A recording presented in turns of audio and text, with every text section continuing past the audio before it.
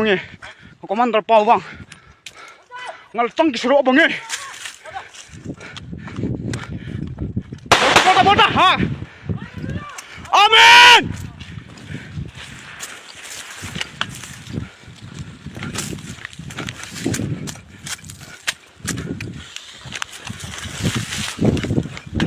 Hallelujah. hallelujah amen Mấy cái bao xíu. Rồi. yes Trên xí. nó coi kháng bằng ngầm được bra ngangจะpháจะxí ta. trên bây giờ kháng bằng ngầm được nó ngay tham mà này nó đi nó lấy chân à mi cặp lại anh tôi sẽ ambush anh coi nằm mục tán mà nó mục xì na bây giờ yao rồi anh tôi còn mấy sự bì rồi mấy yam ngay đấy cô nó coi này coi mà đang yam pang anh tôi bu anh coi đó tai này cái tai nó đấy coi số đó tai nào đi phá rồi cô anh coi số xe coi malim xem mà lấy được phải số malim xem phải số cái nói là số mấy nó xịt tao tao rồi đi số nó coi được cái tao được cái gì chứ không anh tôi nào hujik anh coi nó ngang tao bây giờ tôi example này Praise the Lord. Chili now je chili ma pabung sing mayam pum makpu. Prabhu Jesus Christ gi mingda yai famangol nizeri adom punamak tek takai dana tabiri basing adombu Jesus Christ na ing thana thambi boisanu. Mayam hujik ayukta tum hek hagolak pada video makak tengna jai. Masida khulai paiba Christian singna. Mekoina nomai kapaga hallelujah amen haiba. Aduga Prabhu Jesus Christ gi matangda mekoina wangang ba aduga khulai paiba mihat pase Jesus Christ na yabugumna amasung mekoi gi wakhal se khaina tajar ga khanjaba matamda yamna Jesus Christ thajaba taraga su mekoina khalliba wakhal aduga Jisu gi nungsibase yawdabase aina uzai mayam mase aina uzaba matamda ai gi wakhal da su oza Ramananda mahakna pibi kiba mahaki wahai khara mayam dai tahanjarake madugi matungda aina phu khiba pastor ama aina phuraga igi damakta mamitagi mapi taraga ishor mahakpu kanbiu mana tawribase khangjadabagini haina haibi khiba Mizoram gi oza pastor aduga iga wari sanajabagi video kaino audio recordings toi matek amakhak mayam da tahanjarake Madugi matungda ay wakhalon matik amakhakhtang phungdokjarake mayam ahanbada video singa siyengbiu aduga domda mapal naidba blessing haithabi boisan The more longer you live with the Lord Jesus Christ, nang na Prabhu Jisu ga kui na hingmin na rabadi. That means nang Christian oiba kui rabadi, nang Christian oire haiba kui re haiba sa chahi na proof to buyaroy, nang githamoy manung dalayban nang sibado na proof to gadabani. Nang si kayam chumba Christian no, nang kayam sengba Christian no, nang kayam phajaba Christian no, nang si kayam liraba Christian no hai basa, nung na proof to buyaroy chana naw sing, jubli na proof to buyaroy, nang githamoy manung dalay ban nung siba do na proof to buyaroy. Egoy di nung siba su haitraga, arriba Christian saraga pong ba do na di, karitong na gani chana naw sing, amujaw na haraw laga tok kani, chumbra. Thamoy da din nung siba laite mibu tukachaba mibu yengchiba hatred bitterness uba mi khuding tukache nung siba sabagi wani tukachaba ngaktane psychologists sing na kare hai bitterness is a kind of poison in your heart mibu tukachaba mibu khaba haibase Christian punsi da di chalanaw sing thawai gi lambi da di poison ni hu ne nang nami bu tukachaba haibasa nung tigi nang nami bu tukacharaba tukachaba to nang ondagi lauthok pangamdrabadi nang nung tigi hu chaba misak amane thawai da nang chawkhat pa sukam ngamloi ngasi de khoi nung sinaba laite charanaw sing Bible da mi amana thabak tawba matamda Christian namana thabak tawba matamda mana tawriba thabak mayam sigi manungda Kwai the Ishor man but tabok si kari tabok no. Nang tithes piram gani, nang offering kalam gani,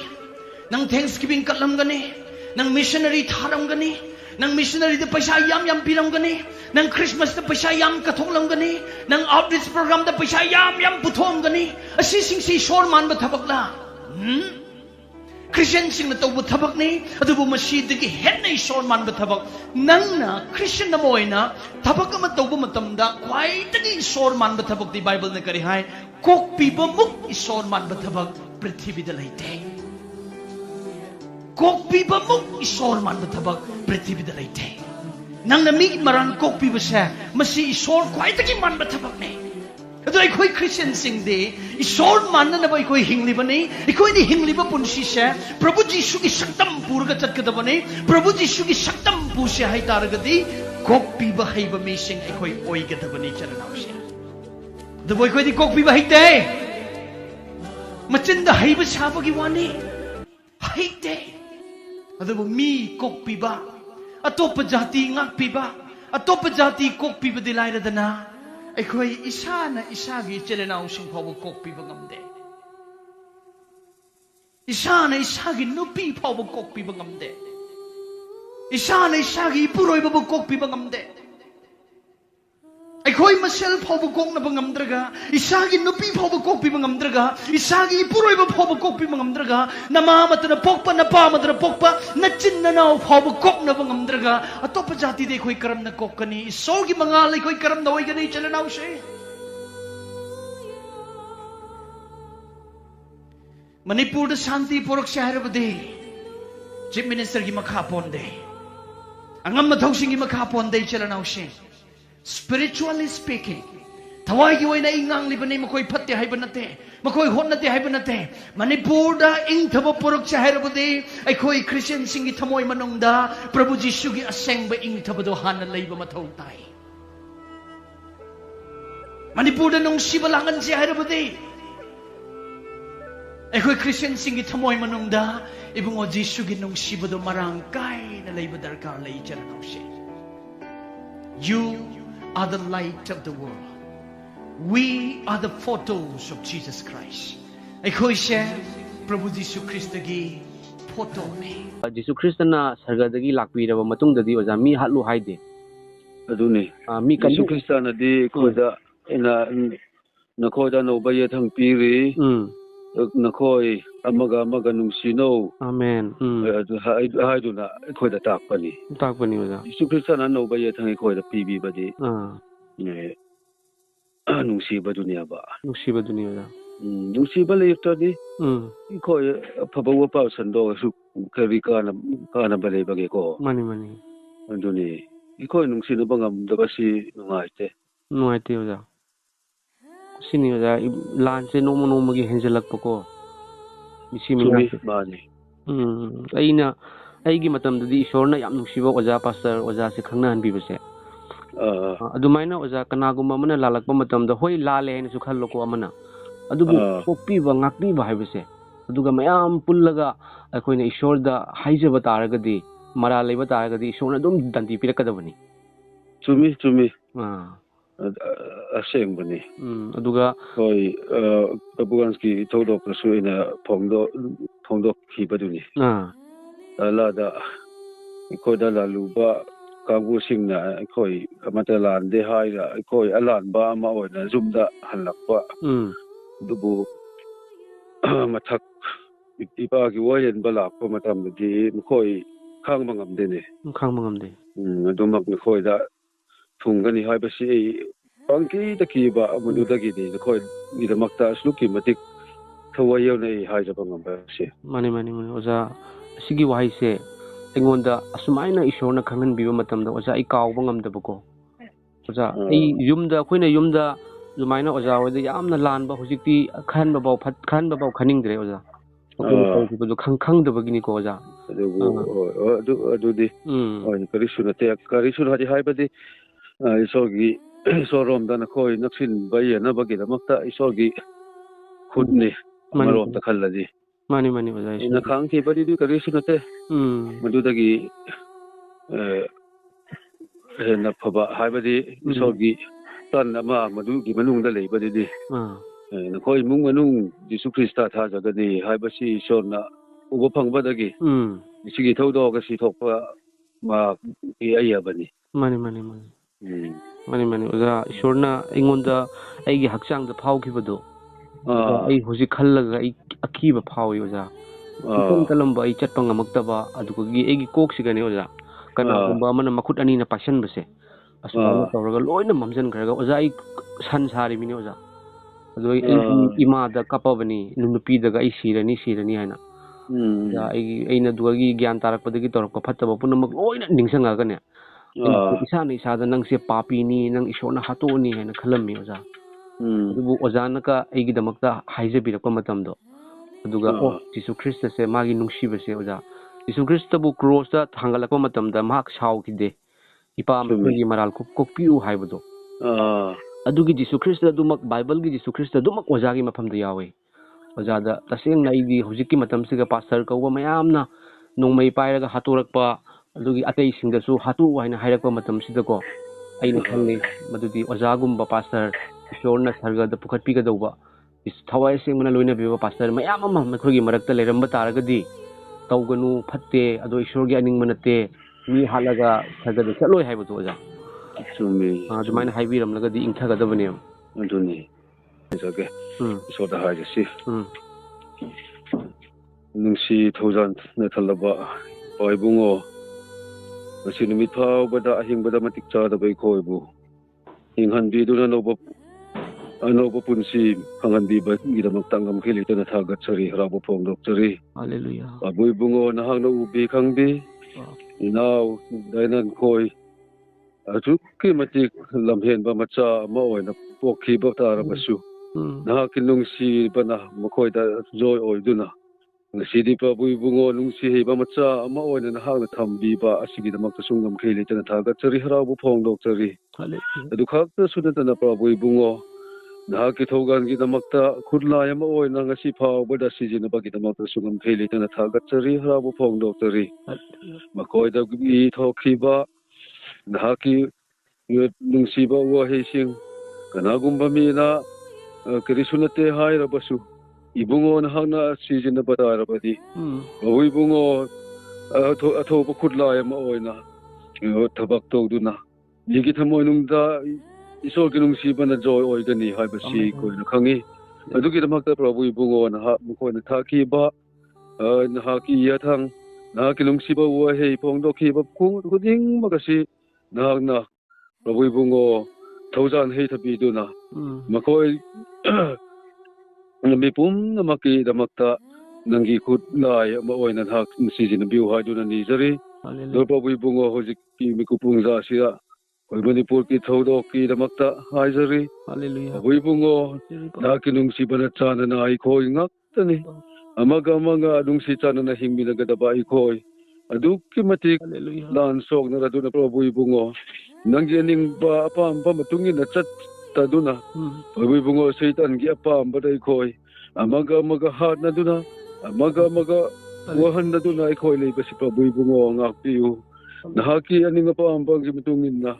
Because Manipur lamdam da anoba thawai seng bana thabak to biduna anoba pukning anoba wakhal lakuna